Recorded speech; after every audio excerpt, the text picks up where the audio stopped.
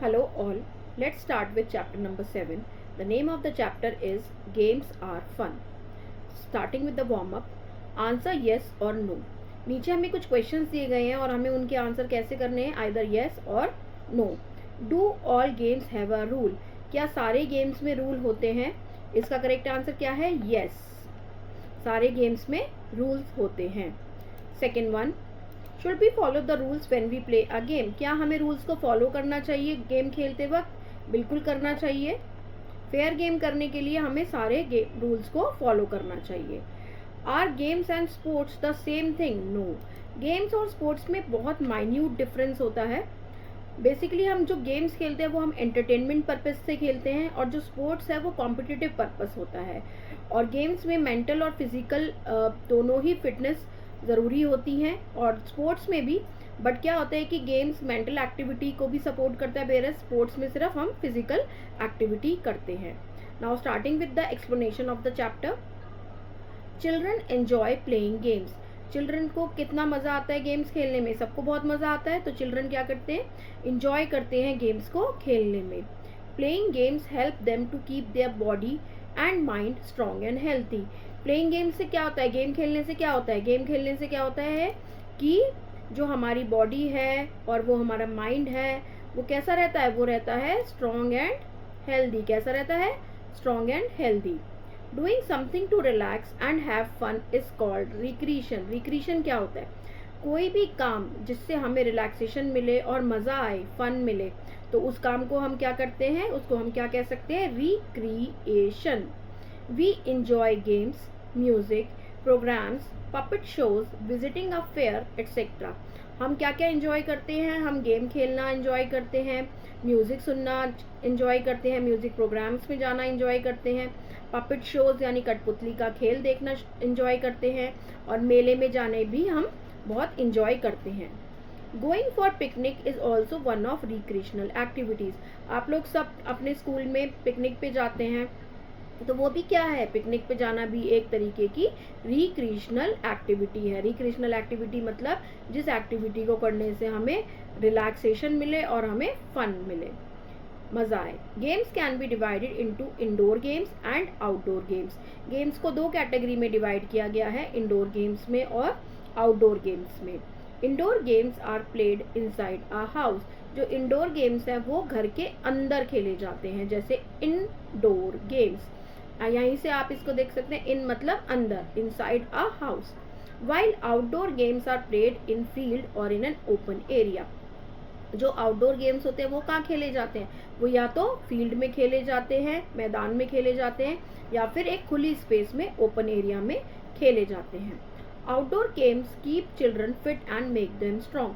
Outdoor games जो होते हैं वो बच्चों को कैसा रखते हैं? फिट रखते हैं और उनको स्ट्रॉन्ग बनाते हैं. Next topic is games at home. Games at home का क्या मतलब समझते हैं आप? गेम्स एट होम का मतलब है कि कौन से गेम्स हम जो घर पर खेलते हैं.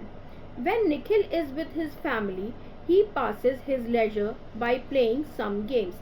Leisure का मतलब खाली वक्त. जब निखिल अपनी फैमिली के साथ होता है तो वो अपना खाली समय को कैसे व्यतीत करता है? खेल खेलते वक्त, खेल खेलने के साथ. Playing some games. He plays Ludo, chess और some other indoor game with his family. वो क्या करता है? वो कौन कौन से इंडोर गेम्स खेलता है? लूडो खेलता है, चेस खेलता है और भी बहुत सारे इंडोर गेम्स होते हैं, जैसे स्क्रैबल होता है, चाइनीज चेकर होता है. ये सब क्या है? इंडोर गेम्स है. तो वो अपनी फैमिली के साथ खेलता है. Sometime they also enjoy playing antakshari. वो कभी कभी क्या खेलते हैं घर में? अंताक्षरी. अंताक्षरी में ये भी एक क्या गेम है? आपका इंडोर गेम है. This recreation help keep the family members close to each other. इस तरीके की एक्टिविटी करने से आपका माइंड और बॉडी तो रिलैक्स रहती है, पर आप अपने फैमिली मेम्बर्स के भी आसपास रहते हैं. Next topic is games at school. Nikhil and his classmates like Tuesday and Friday. Nikhil और उसके साथ में पढ़ने वाले बच्चों को क्या कौन सा दिन पसंद है? Tuesday and Friday. क्यों पसंद है? This is because they have a period of games on these days. क्योंकि उस दिन उनका गेम्स का पीरियड होता है, तो इसलिए उनको कौन से दिन पसंद है? ट्यूसडे और Friday. During the games period the children play cricket, basketball, football and kho kho. कौन कौन से गेम्स खेलते हैं बच्चे? गेम्स पीरियड में क्रिकेट खेलते हैं, बास्केटबॉल खेलते हैं, फुटबॉल खेलते हैं और खो खो खेलते हैं। Some children play indoor games like chess, ludo, carrom और स्क्रैबल। और कुछ बच्चे इंडोर गेम्स भी खेलते हैं स्कूल में। कौन कौन से गेम खेलते हैं? जैसे चेस, लूडो, कैरम और scrabble. Another topic is playing fairly. Playing fairly मतलब कोई भी हम गेम खेलेंगे तो वो बिना चीटिंग के खेलना, तो उसको कहते हैं फेयर गेम खेलना। Nikhil and his friends play together happily most of the time. Nikhil और उसके दोस्त ज़्यादातर एक साथ खुश रहकर खेलते हैं। Sometimes they have a disagreement too. कभी कभी उनकी आपस में डिसएग्रीमेंट भी हो जाता है, जैसे कि कोई बोलता है राइट तो कोई बोलते हैं लेफ्ट, तो यानी इसको बोलेंगे disagreement. But they follow a very good principle. वो एक बहुत अच्छे रूल को फॉलो करते हैं, एक बहुत अच्छी सीख को फॉलो करते हैं। वो क्या है? If there is a disagreement instead of quarrelling they first talk to each other and discuss the issue. अगर कोई भी डिसएग्रीमेंट होता है तो वो क्या करते हैं कि लड़ाई करने के बजाय, क्वारलिंग मतलब लड़ाई करना, लड़ाई करने के बजाय वो क्या करते हैं, एक दूसरे से बात करते हैं और इशू को डिस्कस करते हैं। If they cannot find a solution, they go to their sports teacher and ask him to help them. अगर उनको कोई सोल्यूशन नहीं मिलता तो वो क्या करते हैं? स्पोर्ट्स टीचर के पास जाते हैं और उनसे सोल्यूशन मांगते हैं कि सर ये प्रॉब्लम है, आप अब हम इसको कैसे सॉर्ट आउट करें। Mister Jain, their physical education teacher, has taught them how to discuss a problem. जो उनके फिजिकल एजुकेशन टीचर हैं उन्होंने उनको बताया है कि आपको प्रॉब्लम को कैसे सॉर्ट आउट करना है। He has told them that negotiation is the best way to solve a problem. उन्होंने बताया है टीचर ने कि नेगोशिएशन मतलब कि कुछ तुम्हारी बातें समझी जाएंगी और कुछ हमारी बातें समझी जाएंगी, ये एक प्रॉब्लम को सॉल्व करने का बेस्ट तरीका है। They discuss the problem in the group. वो ग्रुप में प्रॉब्लम को डिस्कस करते हैं। The solution that the majority agree upon is selected and implemented. Then they resume their play. Solution क्या निकाला उन्होंने कि जितने भी मेंबर्स हैं उन सबसे प्रॉब्लम को डिस्कस कर लिया। अब किसी ने बोला कि हाँ हम रेड टीम में खेलेंगे, तो क्या होगा कि मेजॉरिटी लोग जो होंगे कि वो रेड टीम वाले होंगे, तो वो बोलेंगे कि हमें पहले बैटिंग करनी है। तो वो क्या होगा, तो वो अब उसमें ग्रुप में जितने भी रेड टीम मेंबर्स होंगे, अगर उसमें से मेजॉरिटी, और ब्लू टीम में भी अगर कुछ बोलते हैं कि हाँ आप पहले बैटिंग कर सकते हैं, तो मेजॉरिटी हो गई, तो उससे क्या होगा, उस चीज़ को सिलेक्ट किया जाएगा और इम्प्लीमेंट किया जाएगा। Then they resume their play. और इसमें हम ऐसे भी कर सकते हैं कि कौन कौन चाहता है कि जो निखिल है वो पहले खेले, तो उसमें मेजॉरिटी ले लेंगे। तो अगर ज़्यादातर लोग बोलेंगे कि निखिल पहले खेलेगा तो उस चीज़ को माना जाएगा। इसमें हम ब्रेन बूस्टर पढ़ेंगे। एन इनफॉर्मल तो well known motto of the Olympics is the most important thing is not to win but to take part. ये बहुत एक इम्पॉर्टेंट सीख है बच्चों के लिए, और ये ओलंपिक्स का मोटो भी है कि जीतना ज़रूरी नहीं है पर खेल में पार्टिसिपेट करना बहुत ज़रूरी है। It is important to take part but not to win. Next is playing together. We should include all our friends when we play. हमें अपने सारे फ्रेंड्स को इंक्लूड करना चाहिए जब हम खेलते हैं। When we play at home we include all our family members. और जब हम घर में खेलते हैं तो हमें किसको इंक्लूड करना चाहिए, अपने फैमिली मेम्बर्स को। In the same way whether you are playing in school or in your neighborhood, you are the member of the school or locality. आप क्या है कि जब आप स्कूल में खेल रहे हैं या जब नेबरहुड में खेल रहे हैं तो आप क्या हैं, उस स्कूल या लोकेलिटी के मेंबर हैं। Boys and girls should be treated alike while playing. Boys and girls को सेम माना जाना चाहिए जब आप कोई भी गेम खेलते हो। Follow these rules while playing. आपको कौन कौन से रूल्स फॉलो करने चाहिए जब आप गेम खेलते हैं तो डू नॉट टीज और अब्यूज ईच अदर। हमें एक दूसरे को चिढ़ाना नहीं चाहिए या गलत तरीके की भाषा का प्रयोग नहीं करना चाहिए। Second one, play by the rules of the game. हमें जो भी गेम में रूल्स बनाए गए हैं उसके अकॉर्डिंग ही खेलना चाहिए। डू नॉट पुश और हिट ईच अदर। गेम खेलते वक्त हमें किसी को धक्का नहीं देना चाहिए और मारना नहीं चाहिए। Have a positive attitude whether you win और लूज। पहले भी हमने ये बताया कि पार्टिसिपेट करना ज़्यादा इम्पॉर्टेंट है, ये इम्पॉर्टेंट नहीं होना चाहिए कि आप जीते हो या आप हारे हो। Discuss if any problem arises. अगर कोई भी प्रॉब्लम आती है तो आप उसको डिस्कशन कीजिए, ना कि लड़ाई कीजिए। Respect each other while playing, हमें एक दूसरे की रिस्पेक्ट करनी चाहिए गेम खेलते हुए। एनकरेज योर टीममेट्स, हमें क्या करना चाहिए, अपने टीममेट्स को एनकरेज करना चाहिए। Concentrate only on the game, हमें क्या करना चाहिए, अपने गेम पे कॉन्सेंट्रेट करना चाहिए, ना कि लड़ाई झगड़े पे कॉन्सेंट्रेट करना चाहिए। नाउ मेन टॉपिक, इसमें हम क्या पढ़ेंगे, हम इसमें पढ़ेंगे वुमेन पावर, वुमेन की क्या पावर होती है। There is a believe that girls can not play so well as the boys, एक ये बिलीव है, ये एक मिथ है कि जो गर्ल्स होती हैं वो उतना अच्छा नहीं खेल पाती हैं जैसे कि बॉयज खेलते हैं, बट ये मिथ है, ये गलत बात है। दिस इज नॉट ट्रू, ये सही नहीं है। सानिया मिर्जा क्या खेलती हैं, टेनिस खेलती हैं। कर्नम मलेश्वरी वो क्या करती हैं, वेट लिफ्टिंग करती हैं। पीटी उषा क्या करती हैं, वो एथलेटिक्स हैं। अंजू बॉबी जॉर्ज जो वो लॉन्ग जंप करती हैं। And Anjali Bhagwat shooting have brought laurels for our countries at the international level. जितना भी हमने अभी वुमेन्स के नाम लिए हैं उन सब ने हमारे देश का नाम ऊंचा किया है मेडल्स लाकर इंटरनेशनल लेवल पे। They have prove that girls are equally tough competitors, उन्होंने क्या बताया, उन्होंने ये बताया कि जो गर्ल्स हैं वो भी इक्वली टफ कॉम्पिटिटर हैं। ब्रेन बूस्टर पढ़ेंगे। The Paralympic game is a special type of Olympics held for the differently abled athletes. These games are held after every 4 years। Paralympic game जो होते हैं वो जो डिफरेंटली एबल्ड लोग होते हैं उनके लिए ऑर्गेनाइज किए जाते हैं और ये हर एक 4 साल बाद होते हैं। अब आप यहाँ पे इमेजेस देख सकते हैं, सानिया मिर्जा क्या खेलती हैं, टेनिस। कर्नम मलेश्वरी क्या करती हैं, weight lifting. PT Usha athletics हैं। Anju Bobby George long jump. Anjali Bhagwat shooting. Next topic is the mela or fair. Mela means an event for entertainment held in a park etcetera or a fair. मेला का क्या मतलब होता है, मेला को इंग्लिश में हम क्या बोलते हैं, फेयर बोलते हैं। ये एक इवेंट है जो एंटरटेनमेंट के लिए करवाया जाता है, पार्क में होता है, ये बड़ी जगह चाहिए होती है एक मेला ऑर्गेनाइज करने के लिए। In Indian villages meals or village fairs are of great importance.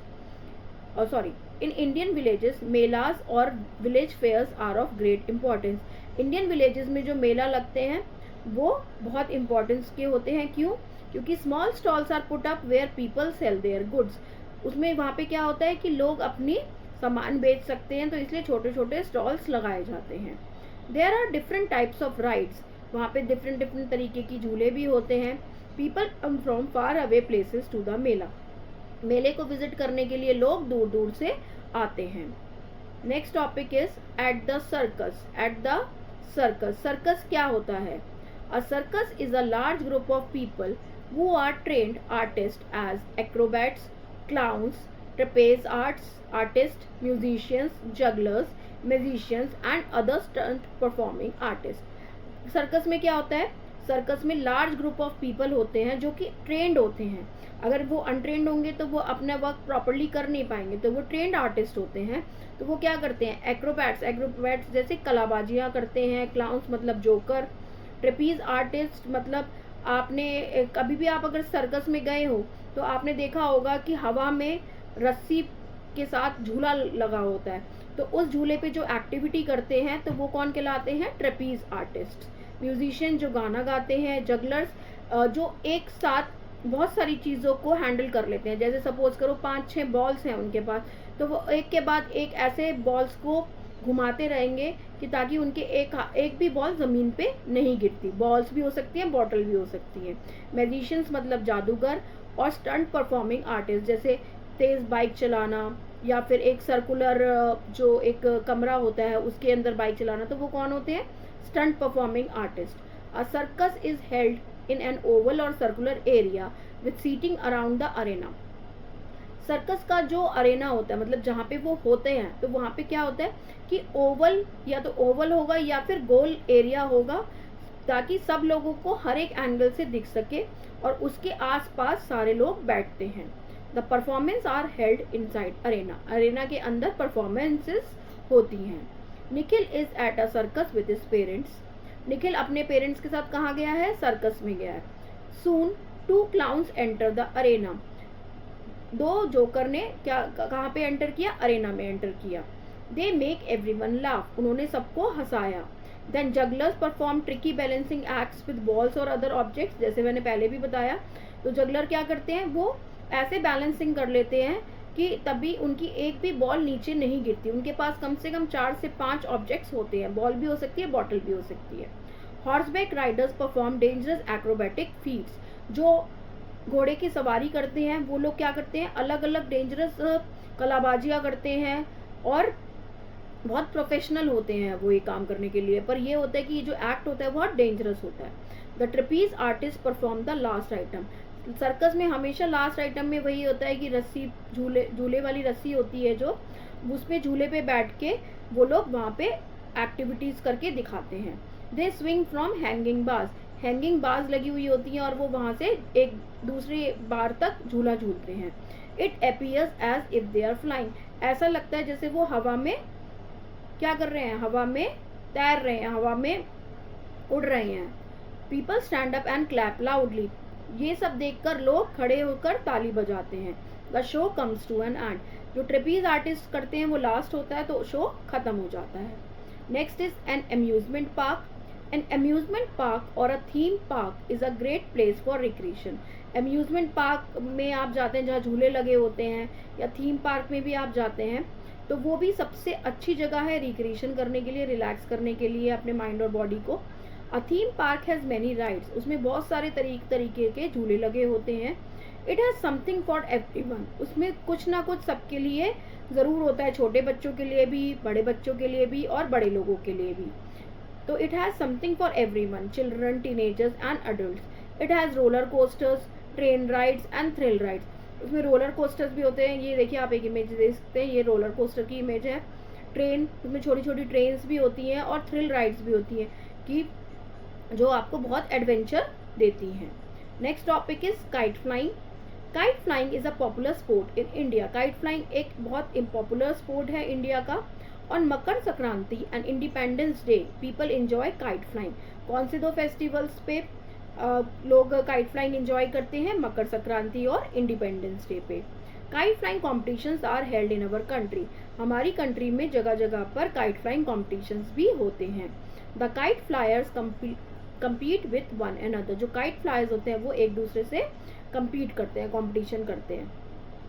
A special type of thread called मांजा is used for kite flying, जिससे काइट उड़ाई जाती है, जिससे काइट को बांधते हैं, तो वो कौन सा स्पेशल टाइप का थ्रेड होता है, उसको क्या बोलते हैं, मांजा। Cutting the other persons kite depends upon the flyer skill and the quality of the मांजा। जो पतंग उड़ा रहा है उसके अंदर कितना प्रोफेशनल है उस चीज़ को लेके और उसकी कितनी प्रैक्टिस है, वो सब डिपेंड करता है कि वो दूसरे पर्सन की काइट को काट पाता है या नहीं, और क्वालिटी उसने मांजे की कौन सी यूज़ की है। It is a very interesting sport, ये बहुत ज़्यादा एक इंटरेस्टिंग स्पोर्ट है। Moving on to the quick review of the chapter. Doing something to relax and have fun is called recreation. कुछ काम ऐसा करना जिससे हमारा माइंड रिलैक्स रहे और हमें मज़ा है, तो उस काम को क्या बोलते हैं, recreation. Mela means an event for entertainment held in a park etcetera or a fair. मेला क्या मतलब है, मेला एक इवेंट है जो कि मज़े के लिए किया जाता है, कहाँ पे, पार्क में, और मेले को हम क्या बोलते हैं, फेयर भी कहते हैं। A circus is held in an oval or circular area with seating around the arena. Circle कहाँ पे, सर्कस जो होता है वो कहाँ पे होता है, वो एक अरेना में होता है जो ओवल या सर्कुलर एरिया होता है और जिसके आसपास बैठने का इंतज़ाम होता है। Horseback riders perform dangerous acrobatic feats. Horseback riders जो घुड़सवारी करते हैं वो डेंजरस कलाबाजियाँ करके दिखाते हैं। Kite flying is a popular sport in India. जो काइट फ्लाइंग है वो एक पॉपुलर स्पोर्ट है इसका इंडिया का। Glossary, negotiation, discussion at which people try to decide or agree something. मतलब क्या होता है कि एक ऐसे पॉइंट पर आ जाना जिसपे सब लोग एग्री कर जाएं। Amusement, the feeling caused by something that makes you laugh और स्माइल। जो अगर जिस चीज़ में हमें देखने में मज़ा आता है और हंसी आती है और खुशी होती है, तो वो फीलिंग को क्या बोलते हैं हम, amusement. Now moving on to the test yourself exercise. इसमें हम क्या करेंगे, हमें इसमें हाईलाइट करना होता है OMR शीट के अंदर। तो पहली बार देखेंगे हम फर्स्ट वाला, the dash game is a special type of Olympics held for the differently abled athletes.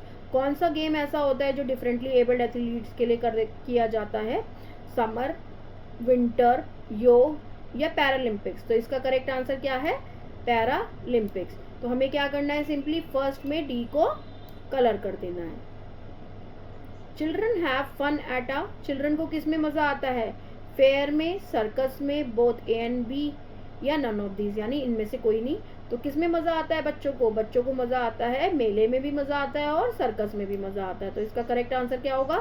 Both A and B. तो इसमें हम कहाँ करेक्ट करेंगे इसको? सी पार्ट को।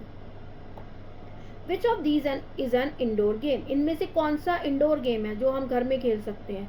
Ludo, scrabble, both A and B, none of these.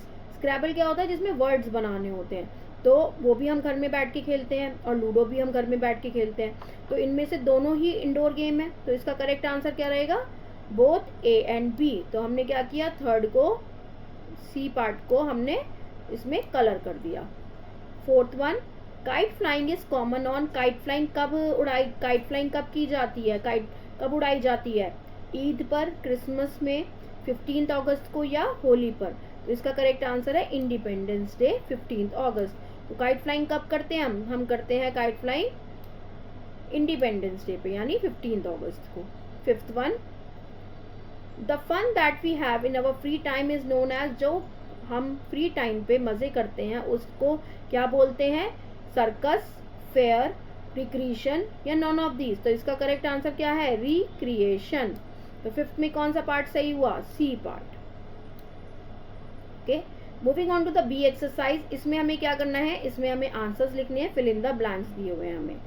Doing something to relax and have fun is called recreation. ये हम बहुत बार पढ़ चुके हैं ऊपर।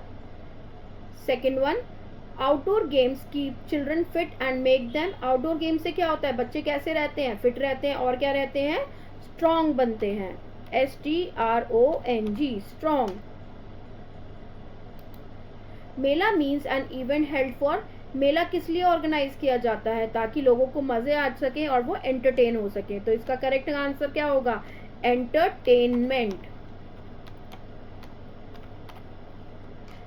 A dash is held in an oval or circular area with seating around the arena. कौन सी चीज ऐसी जगह पे होती है जो ओवल और सर्कुलर एरिया होता है जहाँ पे?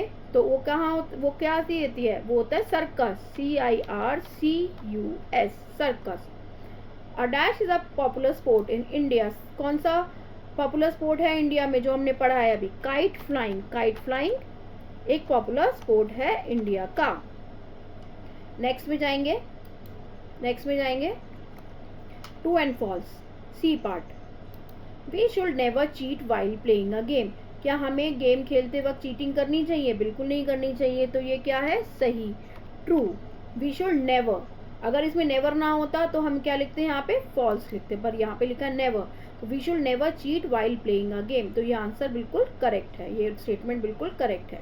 Girls can play as well as boys, क्या लड़कियां भी लड़कों के बराबर गेम खेल सकती हैं? बिल्कुल खेल सकती हैं। तो इसका क्या आंसर होगा? True. Third one, it is good to take a break from work, yes, क्योंकि अगर हम नहीं खेलेंगे तो हम डल बन जाएंगे।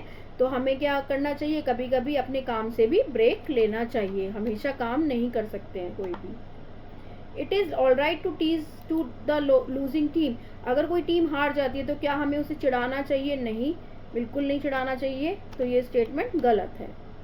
Outdoor games children keep children fit, yes, outdoor game खेलने से बच्चे फिट और स्ट्रॉन्ग बनते हैं। Now we will discuss the question answers. How is playing game helpful to us, playing game हमारे लिए कैसे ज़रूरी है? कैसे ज़रूरी है? क्योंकि प्लेइंग गेम खेलने से हमें क्या होता है? हम स्ट्रॉन्ग बनते हैं और हम हेल्दी बनते हैं। तो ये हमारी बॉडी को हेल्दी, स्ट्रॉन्ग और फिट रखता है। फिर आता है second one, what games do you enjoy at school. तो इसमें आप ऐसे लिख सकते हैं कि we enjoy both indoor and outdoor games at school. फिर आप लिखेंगे इंडोर गेम्स में आप लिख सकते हैं लूडो, चेस, स्क्रैबल, कैरम। फिर आप आउटडोर में लिख सकते हैं क्रिकेट, बास्केटबॉल, फुटबॉल एटसेट्रा। तो आप इसमें कोई भी गेम्स लिख सकते हैं, पर आप ये मेंशन कीजिए कि इंडोर गेम्स भी खेलते हैं हम स्कूल में और आउटडोर गेम्स भी। Third one, name any 5 Indian women who have played at the international level. तो हमने इसका आंसर आपको यहाँ पे बताएंगे। यहाँ पे जो वुमेन्स में इमेजेस भी दी हुई हैं और साथ साथ में उनके नाम भी दिए हुए हैं, ये देखिए। तो ये सब कौन है, इन्होंने इंटरनेशनल लेवल पे गेम खेले हुए हैं। तो ये नाम आप लिखेंगे, फर्स्ट नेम लिखेंगे सानिया मिर्ज़ा, फिर कर्नम मलेश्वरी, फिर पीटी उषा, अंजू बॉबी जॉर्ज, अंजलि भागवत। तो ये सब क्या लिखेंगे, तो 5 name of the international women who are playing the games. ठीक है, तो इसमें हम यहाँ पे मैंने मार्क कर दिया है, आप वहाँ से उनकी स्पेलिंग देख के करेक्टली लिखेंगे। What do you enjoy most eight a circus. अब इसमें सबके आंसर्स अलग भी हो सकते हैं। कुछ बच्चों को एक्रोबैट्स अच्छे लगते हैं, कुछ को जगलर्स अच्छे लगते हैं, कुछ को क्लाउन भी अच्छे लगते हैं। तो इसलिए सब अपने अकॉर्डिंग लिखेंगे कि आपको सर्कस में आप सबसे ज़्यादा क्या एंजॉय करते हो। फिर 5th one, what will you do if you have a disagreement with your playmates. अगर आपके साथ खेलने वाले बच्चों के साथ आपका डिसएग्रीमेंट हो जाता है तो आप क्या करेंगे। तो आप लिखेंगे इसमें कि पहली बात तो हम क्वारलिंग नहीं करेंगे, हम लड़ाई नहीं करेंगे, और सेकेंडली क्या करेंगे, नेगोशिएशन की कोशिश करेंगे और डिस्कशन करेंगे कि प्रॉब्लम क्या है। और अगर फिर भी सॉर्ट आउट नहीं होती है तो हम अपने गेम्स टीचर के पास जाके उस प्रॉब्लम को सॉर्ट आउट करेंगे। That's all about the chapter. Hope you understand it well. Thank you so much. Please like and subscribe. Thank you.